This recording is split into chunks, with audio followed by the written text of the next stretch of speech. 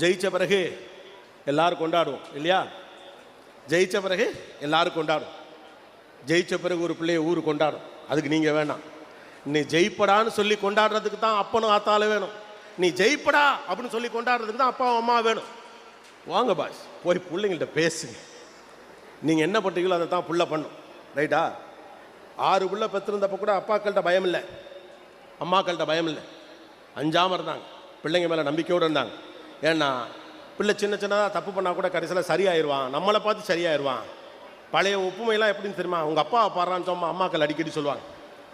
முன்னாலெல்லாம் அடிக்கடி என்ன உப்புமை சொல்லுவாங்க? உங்கள் அப்பா பாடுறா, எப்படி மனுஷன் பாடுறா, உங்கள் அப்பா பாடுறா, உங்கள் மாமா பாடுறா, உங்கள் அத்தையை பாடுறா, உங்கள் சித்தியை பாடுறான்னு.